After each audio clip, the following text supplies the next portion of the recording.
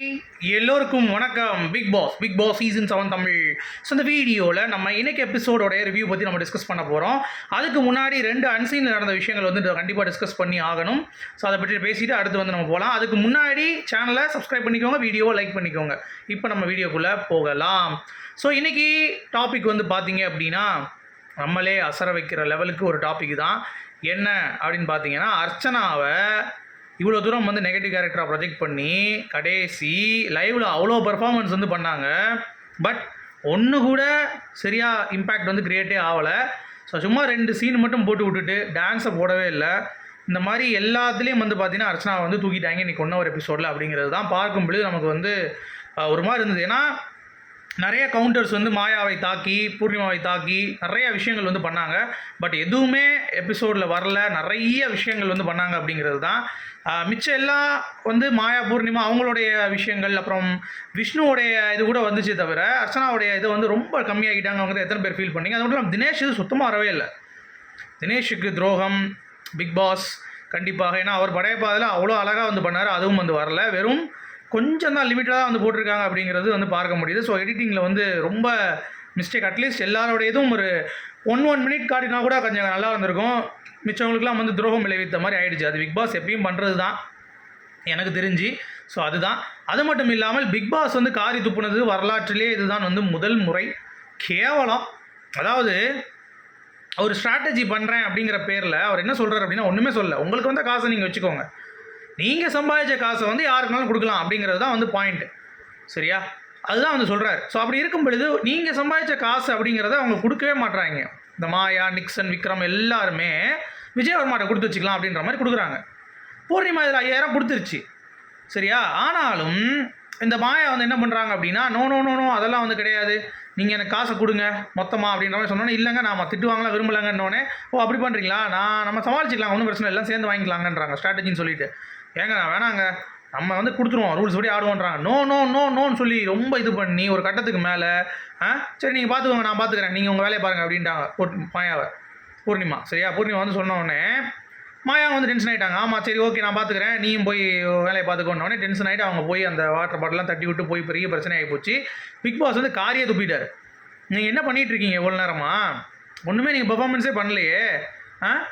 ஒழுங்காக நீங்கள் வந்து கொடுக்க மாட்டேன். உங்களுக்கான ஒரு பெர்ஃபார்மன்ஸ் தான் நீங்கள் பண்ணியிருக்கீங்க. உங்களுக்கான பெர்ஃபார்மன்ஸ் நீங்கள் பண்ணலையா? கேவலமாக இருக்குது. நீங்களே வந்து எல்லாத்துக்கும் கொடுக்கும்போது உங்களுக்கு 0வா? அப்போ நீங்கள் தான் எதுக்கு இருக்கீங்க நீங்கள் அப்படின்ற மாதிரி இது வரைக்கும் நான் பார்த்ததுலேயே ரொம்ப ரொம்ப ரொம்ப ரொம்ப டிசப்பாயின்மெண்ட் இந்த சீசன் தான் அப்படின்ற மாதிரி வந்து நம்ம எப்படி சொல்கிறோம், அதே மாதிரி பிக் பாஸே காரி துப்பிட்டார். அவரே வந்து வெளியே போயிடுவார் போல், நான் கிளம்புறேன் அப்படின்ற மாதிரி பிக் பாஸே. ஏன்னா அந்தளவுக்கு வந்து ரொம்ப டாக்ஸிக்காக இவங்க ஸ்ட்ராட்டஜி அப்படின்ற பேரில் புரியுதா புரியலையான்னு தெரில கேவலமாக வந்து ஆடிட்டு இருக்காங்க அப்படிங்கிறது பார்க்க முடியுது. ஸோ என்ன பிரச்சனை அப்படின்னா, இப்போ ஒரு சில பேர் தான் அப்படி எழுதுறாங்க. ரவீனாவும் விசித்ராவும் மட்டும்தான் ஓகே அப்படின்னு சொல்லி எழுதியிருக்காங்க. மிச்சம் எல்லாருமே 0 போட்டு வச்சா எப்படி இருக்கும்? அதுக்கடுத்து இப்போது திட்டு வாங்கின பிறகு ஸ்ட்ராட்டஜிலாம் யூஸ் பண்ணாமல் நீங்கள் நியாயமாக நீங்கள் சம்பாதிச்சதை உங்களுக்குள்ளே எடுத்துக்கோங்க, மிச்சதை நீங்கள் வந்து ஷேர் பண்ணுங்கன்னு சொல்கிறாரு. அப்படி இருந்தும் வந்து புத்தி இல்லாமல் இவ்வளோ நேரம் நெகோசியேஷன் போய் அவ்வளோ தூரம் வந்து பார்த்தீங்கன்னா வச்சு இது ஏன் பண்ணணும் அப்படிங்கிறதே நமக்கு தெரியல. கேட்டால் நான் சமாளிச்சுக்கிறேன், நமக்கு என்ன புதுசா அப்படின்றாங்க மாயா. ஸோ அவங்களுக்கு மணி போகக்கூடாது. ரவீனா என்ன பண்ணுறா, அவள் சம்பாதிச்சது எல்லாத்தையுமே மணிகிட்ட கொடுத்துட்டு அவள் ஜாஸ்தி சம்பாதிச்சிருக்கனால இவங்க மணி உள்ளே போயிடுவார்னு நினைக்கிறாங்க. ஸோ அதனால் கொஞ்சம் ஒரு மாதிரி இருக்குது. அதே மாதிரி கூல் சுரேஷ் வந்து பார்த்தீங்கன்னா அவருக்கு யாருக்கும் கொடுக்காம அந்த காசை கடைசி போய் கொடுக்குறாரு. அது நீ பெர்ஃபார்மன்ஸ் பண்ணும்போதே கொடுத்துருக்கலாமே, தினேஷுக்கு ஒரு 1000 கொடுத்துருக்கலாம், இந்த மாதிரி நீ கொடுத்துருக்க. எல்லாத்துக்கும் கொடுக்காம உட்காந்துக்கிட்டு கடைசி நேரத்தில் நீ கொடுக்கும் பொழுது இந்த மாதிரி ஏகப்பட்ட பிரச்சனைகள் ஆகிடுச்சுங்க. இது வந்து என்ன ஆக போகுதுன்னு தெரில. இன்னும் லைவில் அது வரல. புதாகரமாக வந்து பார்த்தீங்கன்னா ஆகும் போகுது போல். ஏன்னா லிவிங் ஏரியாவில் போய் நம்ம வச்சு டிசைட் பண்ணலாம் அப்படின்ற மாதிரிலாம் பேசிகிட்டு இருக்காங்க. ஸோ என்ன முடிவு எடுக்கிறாங்க அப்படிங்கிறத நம்ம வந்து நைட்டு பார்த்துட்டு அதற்கான ஒரு லைவ் வந்து நான் வந்து வரேன். சரியா? நம்ம வந்து பேசுவோம்.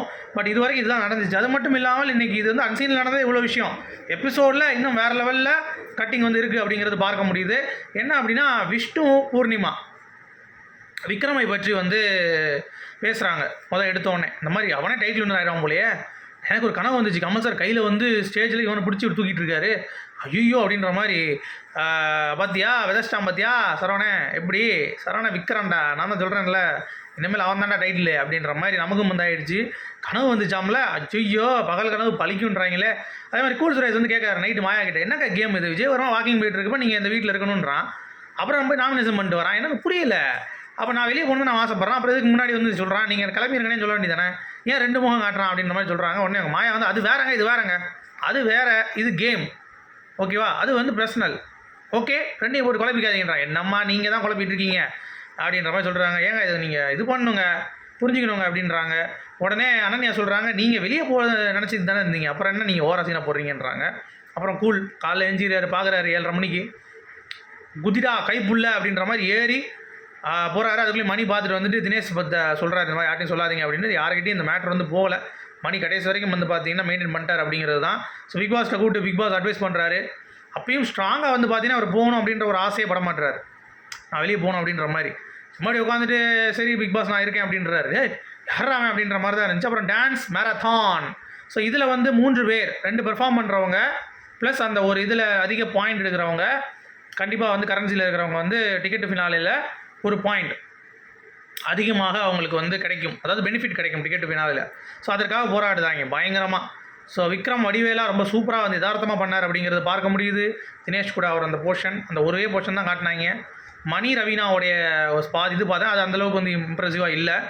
சரியா, அடுத்து ரவீனா விஷ்ணு, அதுவும் வந்து ரொம்ப இம்ப்ரெசிவாக இல்லை. இந்த மாதிரி யாரை கிளம்பி பொறி தட்டி பூமி அதிரி அப்படி இப்படின்னு இருந்தார் அவர். விஷ்ணு விஜய் வந்து விஜய் கேரக்டர் வந்து பார்த்தீங்கன்னா ரொம்ப கெடுத்து விட்டார் அப்படிங்கிறது தான். ரவீனா கூட நடுவில் தமிழ் இல்லை இங்கிலீஷ் அப்படி இப்படின்னு சொல்லி காமெடி பண்ணிட்டு இருந்துச்சு. அப்புறம் மாயா ஐஸ்வர்யா ராய்க்கு அந்த சோதனையை பாருங்கள், ஐயோ அப்படின்ற மாதிரி ஆயிடுச்சு. ஏய் நீ என்ன ஐஸ்வர்யா ராய் மாதிரி வைக்க சொன்னால் நீ உள்ளூர் கிளை மாதிரி எனக்கு மேக்கப் போட்டுட்டு இருக்க, பின்னாடி முடி நல்லா கட்டுமா அப்படின்ற மாதிரி பூர்ணிமா பார்த்து சொல்கிறது, அதெல்லாம் பண்ணா இருந்தது. அப்புறம் அர்ச்சனா வழக்கம் போல் காலைல ஏஞ்சோடனே ஐயோ எனக்கு இந்த டாஸ்க் கொடுத்துட்டாங்க ஆச்சு ஊச்சின்ட்டு அடுத்து பெர்ஃபார்ம் பண்ணாங்க பாருங்கள், வேற லெவலுங்க. அந்த மாதிரி பெர்ஃபார்மன்ஸ்லாம் கொய்யால ஒருத்தரும் பண்ண மாட்டான், வச்சு செய்கிறாங்கங்க. ஒவ்வொரு பெர்ஃபார்மன்ஸும் வந்து அனல் பறக்குது. சரியா, ஆனால் இதில் சுத்தமாக வரல. அவங்க எவ்வளோ பண்ணாங்க, மாயா பூர்ணிமா வச்சு செஞ்சாங்க. ஒரே ஒரு டைம் தான் வந்துச்சு மாயா பூர்ணிமா கூட வச்சு இவங்க வந்து பேசுகிறது, ஓகேங்களா. தினேஷ் வந்து பார்த்தீங்க அப்படின்னா டோராவின் பயணங்கள் அப்படின்னு சொல்லி கலாய்ச்சிட்றாங்க. உடனே யாரா கலாய்ச்சான்னு சொன்னோடனே நிக்சன் அப்படின்னு சொல்லி விக்ரம் கை காட்டுறான். உடனே இவர் வந்து இந்தமாதிரி யாராவது பண்ணிங்கன்னான்ற பூர்ணிமா தான் சொல்லியிருக்கு. ஸோ பூர்ணிமா எஸ்கேப் ஆகிடுச்சு, நல்ல வேலை அந்த பிரச்சனை அப்படியே விட்டாங்க, இல்லாட்டி வேறு லெவலில் பிரச்சனை ஆயிருக்கும் அப்படிங்கிறது தான். சரி, அப்புறம் விஷ்ணுவும் நிக்சன் பேசிட்டு அப்படி தண்ணி பாக்கெட் எடுத்துகிட்டு போய் அவன் தண்ணி வச்சிடறான், காதல் கொண்டேன் பெர்ஃபார்மன்ஸை தண்ணி ஊற்றி வந்து பண்ணணும் அப்படின்றதுக்காக. சரியா, அப்புறம் மணி மாயா அந்த பாட்டி பண்ணுது. அப்புறம் மாயா அர்ச்சனா பூர்ணிமா இது ஒன்று தான் கொஞ்சம் வந்துச்சு ஆக்சுவலாக. இதுவும் அந்த பொறிகளில் மேட்ரு, பொறி கலைஞரோன்னே சரி 4 பொறிகளில் வாங்கிட்டு அப்படின்னு சொல்லி அர்ச்சனா சொல்லுவோம். அந்த இதுவும் மாயாவும் பூர்ணிமாவும் வச்சு கொஞ்சம் செய்யும் அர்ச்சனா. இந்த 2 மட்டும்தான் அங்கே வந்துச்சு, மற்ற எதுவுமே வரல. ஆக்சுவலாக இந்த 2ஆச்சும் போட்டாங்க, நிறைய பேருக்கு வந்து ஒன்றுமே வரல. தினேஷுக்குலாம் வந்து ஒன்றுமே வரல அப்படிங்கிறது தான், அதுக்கு கொஞ்சம் பரவாயில்ல அப்படிங்கிறது தான். பட் இருந்தாலும் துரோகம் தான். சரியா, அடுத்து எல்லாரோடைய பெர்ஃபார்மன்ஸ் வருது, அனன்யாவோடது வருது, ரவீனாவோடது வருது, கூல் சுரேஷ். அப்புறம் ரீபேமெண்ட் டாஸ்கில் வந்து தோத்துடுறாங்க. ஒரு ஆள் தான் அடுத்த வாரம் போக முடியும் போய் எடுக்கிறதுக்கு, தோத்துட்டாங்கல்ல. அதனால் விசித்ரா சூப்பராக ஆடினாங்க உண்மையிலே. நிக்சன் செமையாக ஆடின அந்த இதெல்லாம் தண்ணியெலாம் ஊற்றிட்டு. அப்புறம் வந்து இந்த பிளானிங் போதுங்க, இதுதான் மாட்டுது. பூர்ணிமாவை மாயா வந்து இழுத்து நீ காசெல்லாம் கொண்டு விஜயவர்மாட்ட கொடுங்கறா, கொடுக்க மாட்டேன்றா பூர்ணிமா. நான் என் காசை மட்டும்தான் நான் எடுத்துக்கிட்டு மிச்ச காசை கொடுப்பேன்றா, நீ எல்லா காசையும் கொடுன்றான். அதுதான் பஞ்சாயத்து. சரி நீ போ நான் பார்த்துக்கிறேன்றா, இவ்வளோ நான் போய் எடுத்துக்கிறேன்னு சொல்லிட்டு போயிட்டு கோவப்பட்டு போயிடுறாளுங்க. ஆனால் இது பெரிய பிரச்சனை கிடையாது நம்ம நினச்ச மாதிரி. ஒரு பிக் பாஸ் வார்ன் பண்ணுறாரு, இந்த மாதிரி ஒழுங்காக எழுதுங்கடா அப்படின்ற மாதிரி. வெரி வெரி வெரி டிசப்பாயிண்டட் அப்படின்றாரு. நீங்கள் மட்டும் இல்லை பிக் பாஸ், நாங்களும் இவங்களால் டிசப்பாயின்மெண்ட்டாக தான் இருக்கும் அப்படிங்கிறது தான் பாயிண்ட்டு. மற்றபடி இன்றைக்கி அவ்வளோதாங்க, வேறு எதுவும் பெருசாக இல்லை. உங்களுடைய கருத்துக்கு சொல்லுங்கள். மீண்டும் சந்திப்போம். Good bye.